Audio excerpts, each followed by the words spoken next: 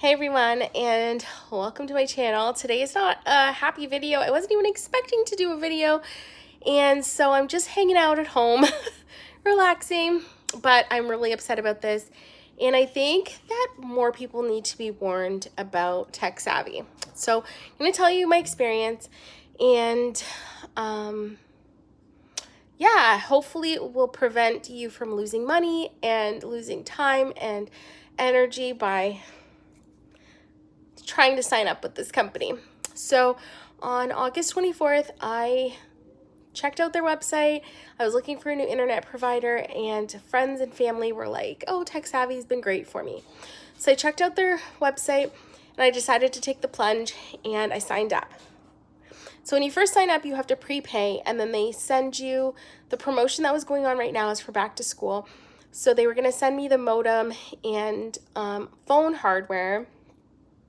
And so I was perfectly happy. I paid and I set up my installation for August 30th. So there was nothing more to it. I was just waiting for installation. So I contacted my old provider, let them know about my switch, and so I was all set. I was just waiting for the 30th to arrive to have the new internet installed and to go on my merry way. Well, Teksavvy ruined their reputation and ruined my experience as a customer even before it got started. So the 24th is when I placed my order. On the 26th, I received an email saying that I have something being delivered from Canada Post, but I hadn't ordered anything, so I didn't know what I was gonna get. And so on the 27th, I got another email saying that something had been delivered, and when I got home, it had been the modem and the hardware for the phone. So I was like, okay, I didn't think anything of it. Usually companies send the hardware with the technician, but I had the hardware, technician scheduled for the 30th. I feel like I'm golden. So I sit down at my computer and I just start checking emails, and I happen to check the my spam folder because I was waiting for something else, and I see an email from Teksavvy there. So I open it up and it's like, we're sorry to see you go, you've scheduled your cancellation for August 27th. And I was like, no, I didn't. I'm still expecting my service to be provided. So, something in my gut just told me, okay, you better call them because maybe this is fraud, maybe it's not, but let's just make sure that you're all good. So I give them a call and I wait on hold for quite a bit, and I get this girl that comes on the line. And this is where the story takes a dive down into ridiculousness. Everything up to this point seemed like a normal interaction with a reputable company. So she gets on the line, I explain the situation, that I got this email, I'm confused, and I also received the modem and the phone hardware, and I'm just double checking that I'm getting installation on the 30th, just for peace of mind. So she pulls up the account, does whatever, and then she immediately starts getting I don't know what to say, defensive or aggressive. And she's like, nope, our technicians determined that your address doesn't fall within our service area and we can't provide you service. So I was kind of taken aback because A, the email didn't say that that's what happened, and B, whenever I try and get internet service somewhere else, immediately they ask me first thing, what's your address? And then they determine before I send them money, before I sign contracts, that I'm within their delivery service area or I'm not within their service area. So for them to follow up, so I ordered on the 24th, 25th, 26th, and then the 27th, 4 days later, to tell me that they couldn't provide service to my address after having sent the hardware to said address. I was really confused. So I expressed that to the agent. I was like, this is a frustrating experience. You've sent me this hardware. I'm expecting service to be set up, and so I've let my old service provider know, and now you're kind of dropping a bomb on me. Even your email didn't say that. So She just bypassed all of it. Like, she didn't even care. It wasn't like I'm sorry, it's an inconvenience. I get it. It's frustrating. None of that. She was just very blunt. She was just like, well, we can't provide you service, so you're going to have to return the hardware. And so that rubbed me the wrong way, because like none of this process indicated at any point that this was going to be the outcome. And so now I'm sort of left in a lurch, and you don't care. Like, you're not even trying to hear it. So I said, okay, that's fine. Like, I'll return the hardware. But I have a broken foot. Like, I can't get to a post office.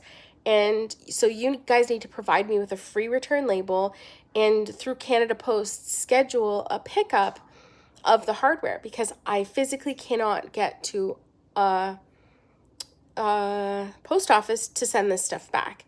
And she's like, no, we don't do that. And so it's your responsibility to get it sent back to us within 14 days, or we're going to charge you for the hardware. And I said, none of this has been my fault. Like, you guys decided after the fact that service couldn't be provided to me.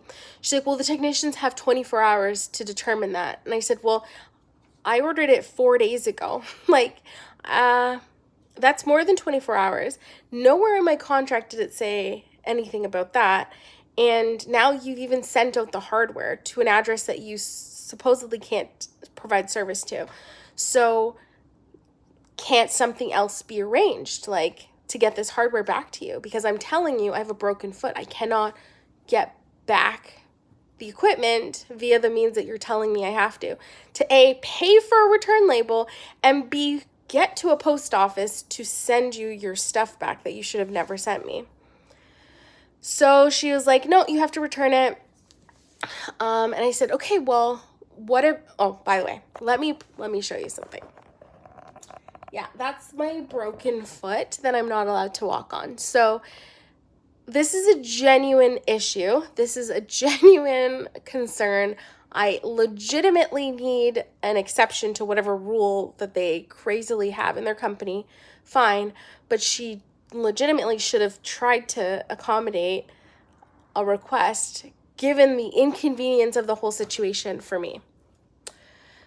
So I said, okay, well, there's got to be another option. Like, can you send the technician that's meant to come here in 3 days' time to pick up the equipment at that point? Like, can you get the technician that is supposed to come here in 3 days to pick up the equipment instead of installing it? Nope, we can't do that either. I said, why can't you, like, let the technician still come and pick up the equipment? Oh, well, what did she say? Okay, I'm going to quote this now. For legal and confidentiality reasons, we cannot allow an employee of Teksavvy to come and pick up the equipment. Like, I study law. What? I mean, that doesn't even make any sense. I gave her my address to install service at my home. She has a technician scheduled to come to my home to install said equipment. You sent me the equipment to the address. So what do you mean for confidentiality? Like, you already know where I live. I know where I live, and I'm giving you permission to come and pick up your stuff. And then she said, and legal reasons. I said, okay, like, can you elaborate on legal reasons? Can you tell me the law that you would be breaking by sending someone from your company with permission from me, the homeowner, to pick up the hardware that you incorrectly sent to the wrong address? She says, are you a lawyer? Huh? Like, what? And I said, well, you know what I do know for sure?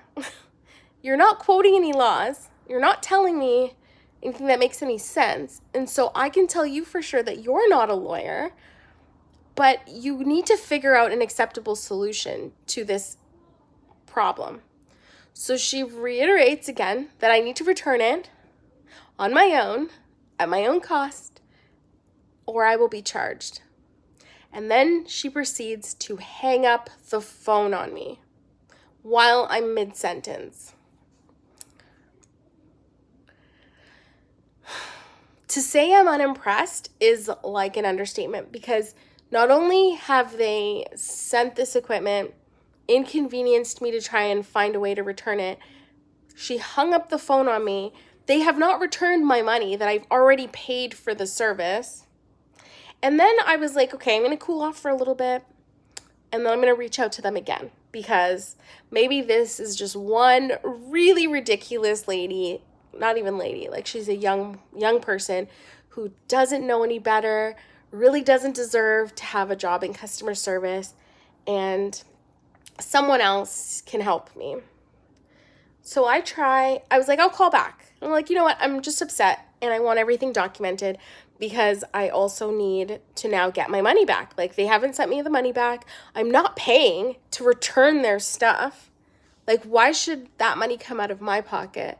Why should I have to struggle to get to the post office? Like, no.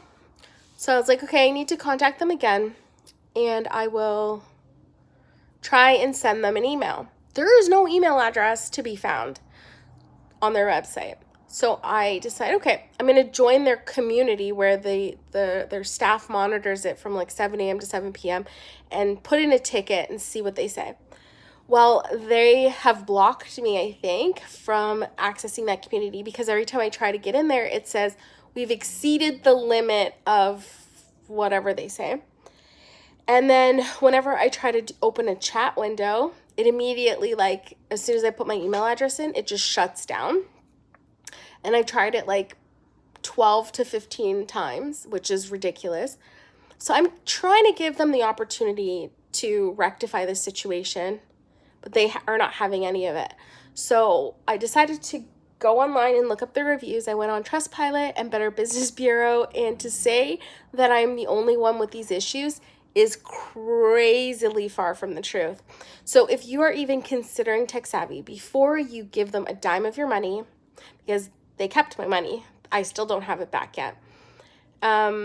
Before you consider giving them a dime of your money, look at the reviews. I have read so many reviews now that say that they had similar customer service experiences, really rude people, really belligerent.